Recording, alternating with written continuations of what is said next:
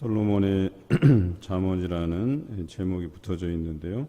특별히 25장 1절 말씀에 유다왕 히스기야의 신하들이 편집한 것이다, 이렇게 기록하고 있습니다. 이것을 출처를 이야기했다기보다는 필요성에 대한 이야기라고 보는 것이 더 합당하겠습니다.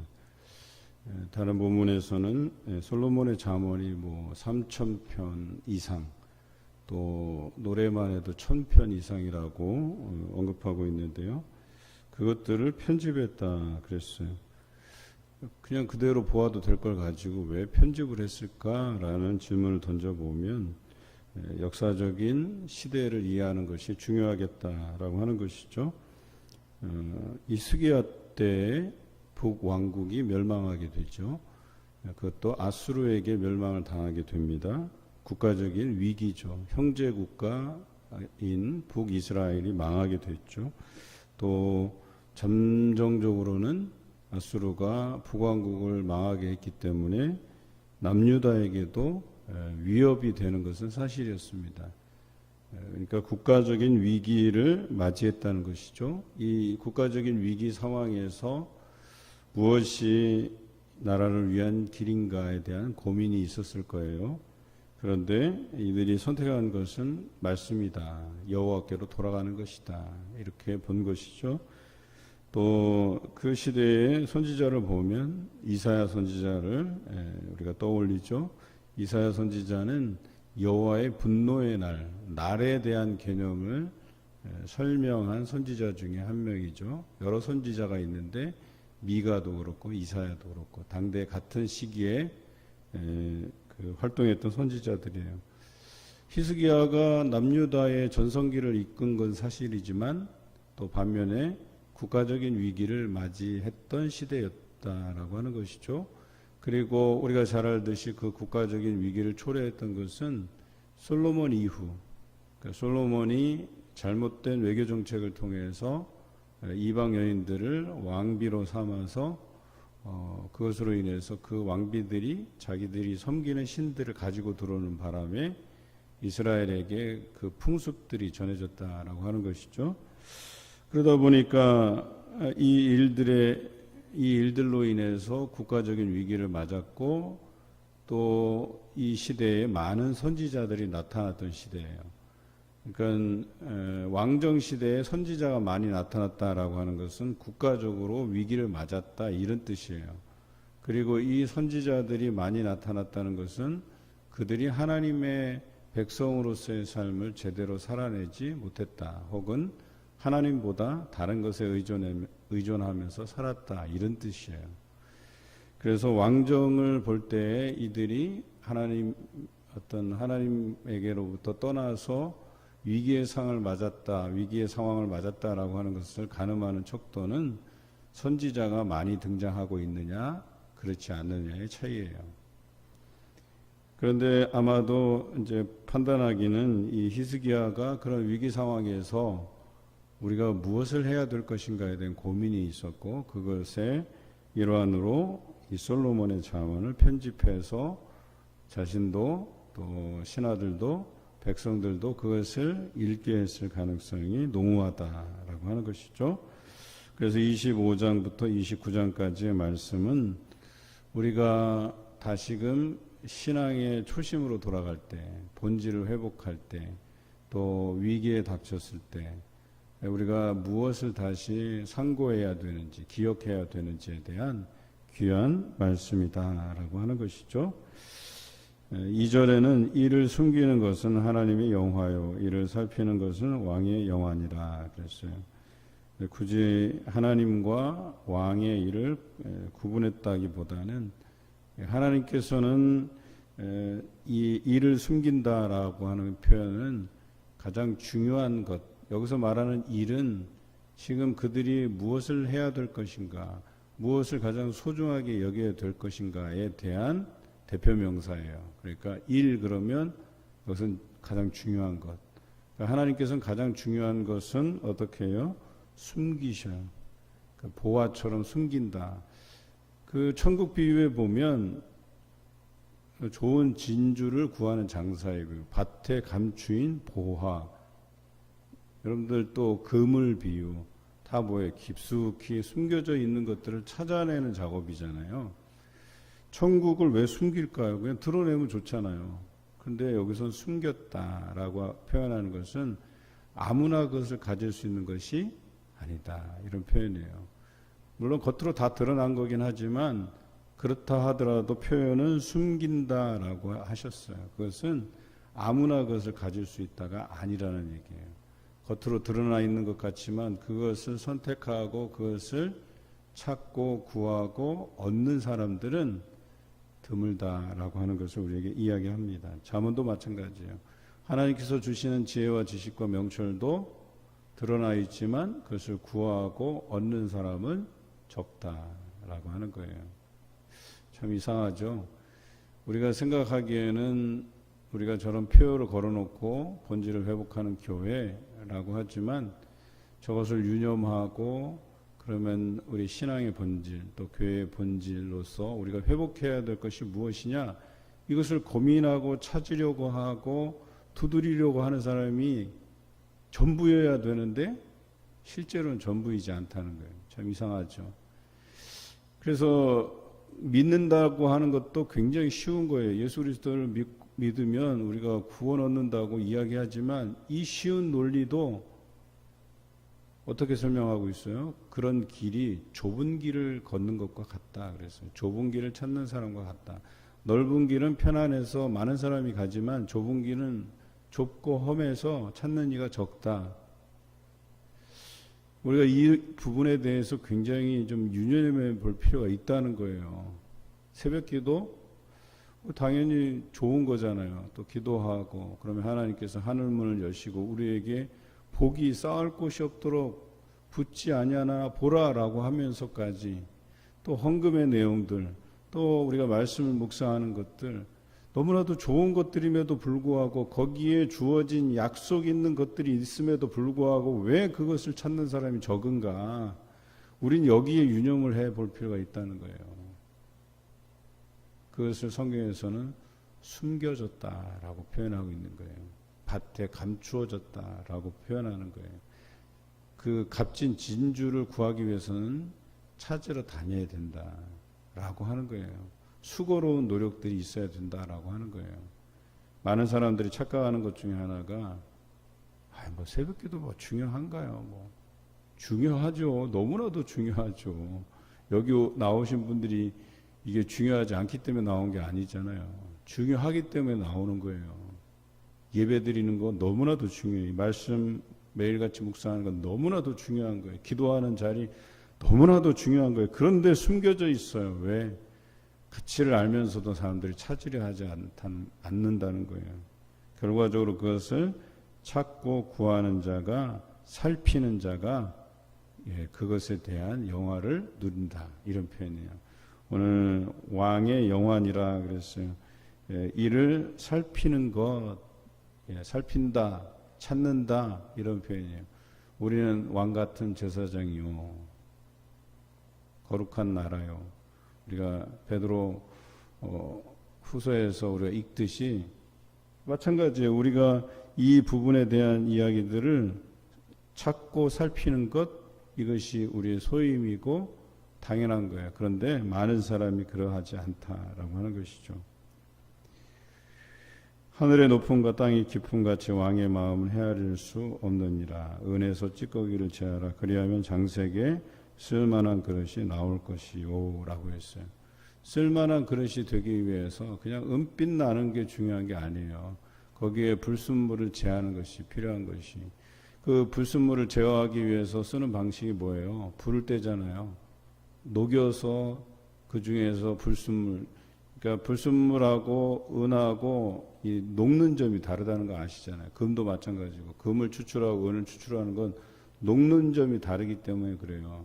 그래서 한 물질이 다른 그 불순물보다 녹는 점이 낮거나 높거나 그렇게 해서 불순물을 먼저 걸러내든지 아니면 순수한 것들을 먼저 걸러내는지 하는 것 아니겠어요?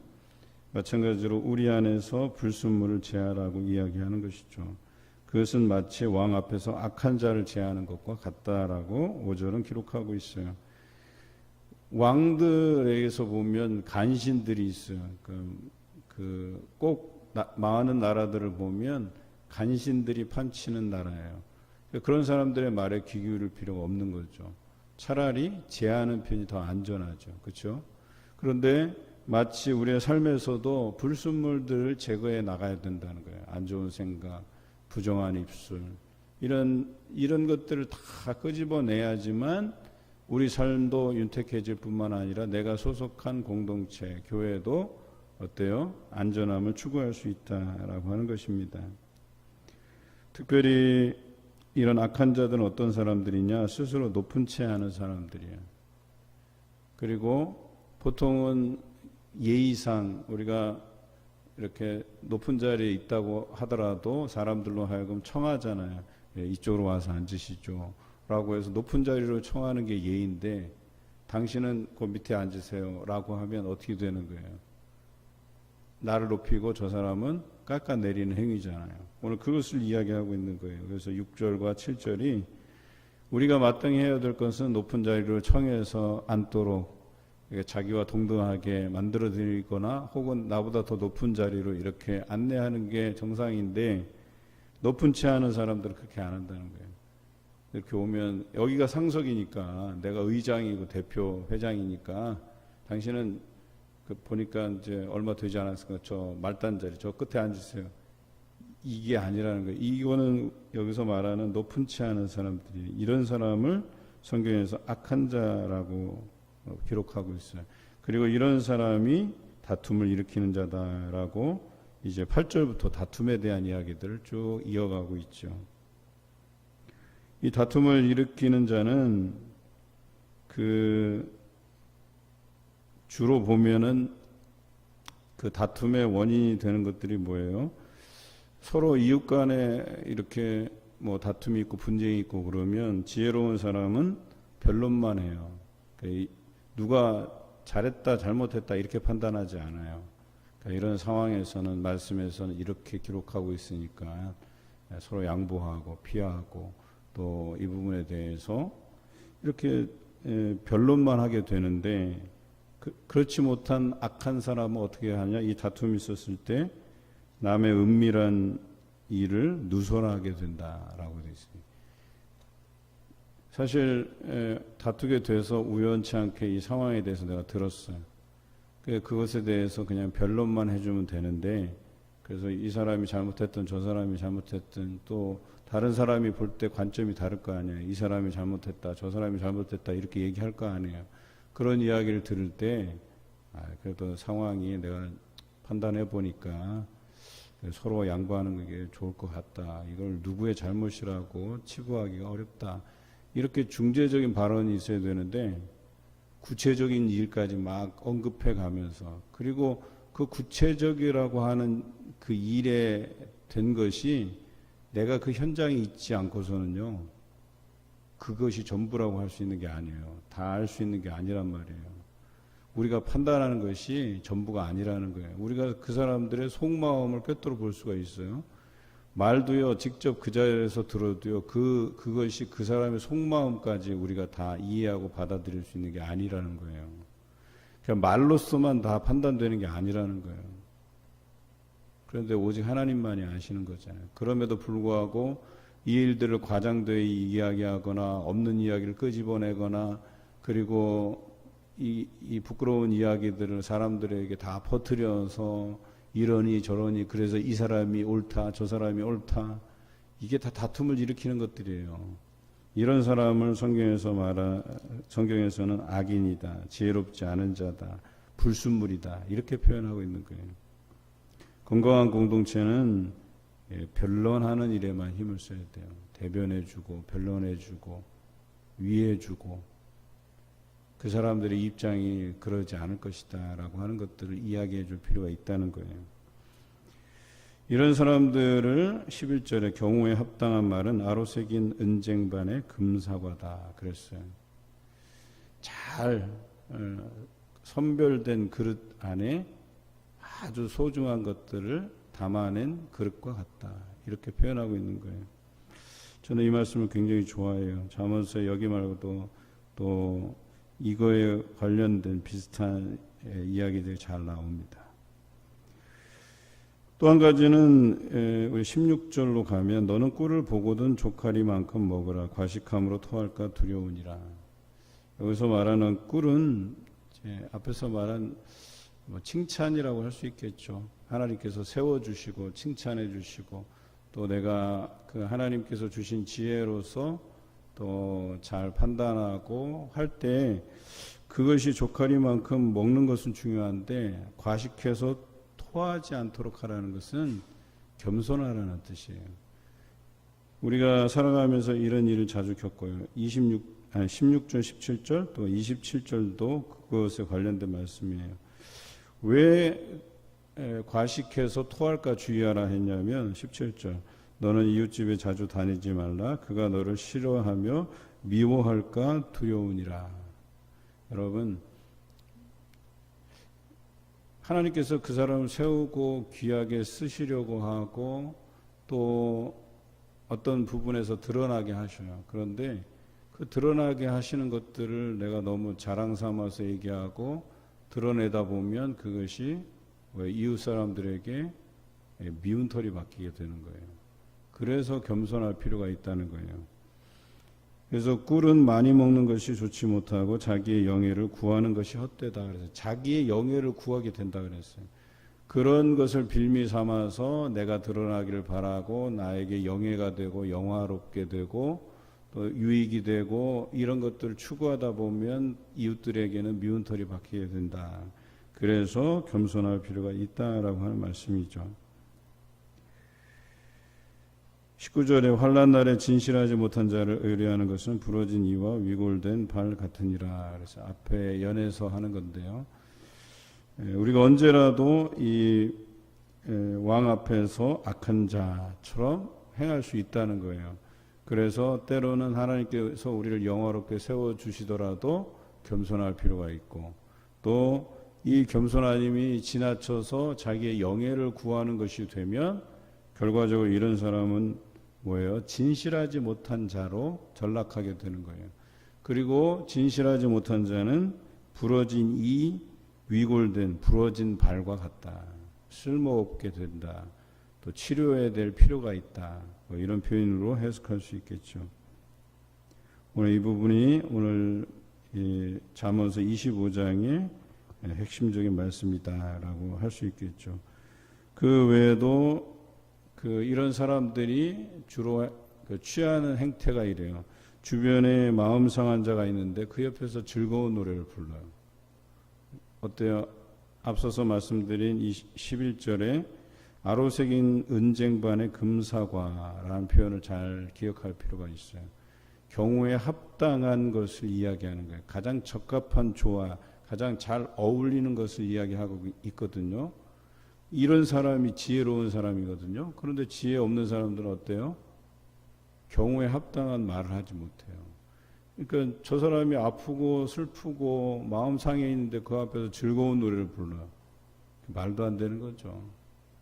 오히려 그냥 침묵하고 그 사람이 힘든 걸 좀 이해하는 측면에서 그냥 지나가면서 어깨라도 도닥도닥 해주고 또 여자라면 또 이렇게 같은 여성끼리라면 서로 안아주고 이런 게 위로가 될 텐데 그 앞에서 지식 있는 체 하고 잘난 체 하고 이 사람 기분이 저런데 자기 집에 잘된 이야기들을 그냥 줄줄이 언급하고 좋을 게 못 돼요.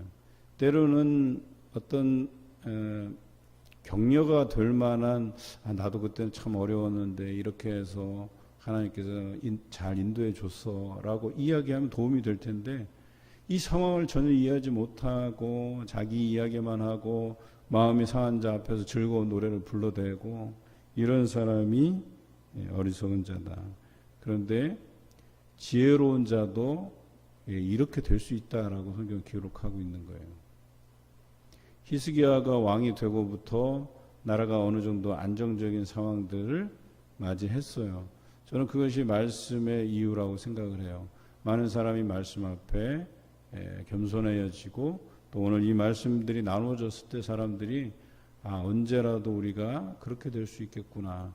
또 우리 안에서 특별히 왕 앞에서 악인을 제하듯이 우리의 삶 안에서도 불순물을 제거하면서 살아야 되겠구나. 이런 깨어있음이 있었기 때문에 어쩌면 사내립이 쳐들어왔을 때에 그 예루살렘 성을 포위하고 있을 때 그들이 하나님만 의지할 수 있었지 않겠냐라고 하는 거예요. 그리고 하루아침에 하나님께서 도우시는 천사들을 통해서 사내립의 그 많은 군대를 하루아침에 다 쓸어 가시잖아요. 결과적으로 어떻게 됐어요? 사내립은 아수르로 돌아와서 암살당하고 아수르의 국군이 이렇게 쇠하게 돼요. 넘어가게 돼요. 그래서 신흥 국가인 바벨론이 융성하게 되는 이유가 되죠. 사내립은 자기가 망할 거라고 생각을 안 했을 거예요. 그렇죠? 아주 북왕국과 아람을 점령했고 또 자기가 왕위를 이어서 이제는 저 남왕국까지 멸할 수 있겠다. 어느 정도 가늠이 됐을 거 아니에요. 군사적인 우위. 그래서 그 우위를 믿고 왔는데 이들에게 가장 강력한 무기가 있었다는 걸 모르는 거예요. 이들이 히스기야가 그 신하들이 편집한 잠언서를 읽고 묵상하고 거기에서 경성함으로 깨어 있었다라고 하는 이 강력한 무기를 몰랐던 거예요. 그래서 영원할 것 같았는데 그 큰 대군이 하루아침에 싹 다 전멸되고 사내립은 쫓겨서 돌아가서 암살당하고 아무도 예측하지 못했던 거죠. 심지어 이스라엘 이 남유다 백성들도 그렇게까지 될 것이라고는 상상도 못한 것이죠. 그런데 오히려 이 잠언의 말씀을 추적해 보면 이들이 우리가 이 하나님 앞에 말씀으로 가까이 갔을 때 이런 위기를 벗어나게 하셨구나라고 하는 찰나에 이들에게 위기가 다시 온 거예요. 그래서 히스기야의 뒤를 이은 왕이 또 하나님께로부터 멀어지고 그랬을 때 다시 이 남유다 백성들이 정신 차렸다가 그 히스기야 때의 젊은 신하들을 중심으로 해서 이제 그의 손자가 되겠죠. 요시야 왕이 등극할 때 다시 개혁 세력이 돼서 그때는 이제 나이 든 신하가 된 거죠. 그래서 이 사람들이 다시 한번 꾸역꾸역 모여서 다시 우리가 말씀으로 돌아가야 된다. 또 유월절을 기억하여서 지켜야 된다. 이런 모든 좋은 정책을 펴서 그래도 끝까지 이 나라를 살려보겠다는 그런 몸부림을 쳐요. 그런데 결과적으로 어때요? 백성들은 온전히 돌아오지 못하게 돼요. 그리고 여선지자를 통해서 여선지자 훌다를 통해서 이 남유다는 망할 것이다 라고 하는 예언을 듣게 돼요. 그리고 나서 요시야 이후에 요시야는 망할 것이다 라고 하는 예언을 들었지만 그래도 끝까지 개혁하고 백성들이 하나님께로 돌아갈 것에 대해서 이야기하죠. 하지만 요시야 사후에 이제 남유다의 마지막 5왕 때에 이제 완전히 이제 무너지게 돼요. 그러니까 뭐예요? 히스기야 때 말씀으로 돌아와서 뭔가 자리 잡는 듯 했지만 그들이 사내립에게서 승리를 얻고 나서 다시 교만해지기 시작했다는 거예요. 아까 이야기했던 것처럼 하나님께서 세워주실 때 경성함으로 더 깨어서 기도하고 해야 되는데 겸손하지 못하고 우리가 이겼네? 우리는 그럭저럭 강하네? 또 이런 생각에 하나님을 의지하면서 멀어지기 시작하면서 결과적으로 이제 이 나라가 망할 것이다라고 하는 예언을 듣게 되는 거예요. 그래서 결론적으로 오늘 보면 28절에 자기의 마음을 제어하지 아니하는 자는 성읍이 무너지고 성벽이 없는 것과 같으니라 그랬어요. 우리의 마음을 제어하는 것이 얼마나 중요한가. 이게 교만하려고 높아지려고 하면 쳐서 복종시켜야 돼. 낮춰야 돼요. 자꾸 하나님 앞에 나를 겸손히 가져가야 돼요. 그렇지 않으면 그냥 하루아침에 그냥 무너져 내리는 거예요. 성벽이 없는 것과 같다잖아요. 그냥 무너져 내리는 거예요. 그냥 악한 세력으로부터 침략을 받아서 내 마음이 다 무너져 내리는 거예요.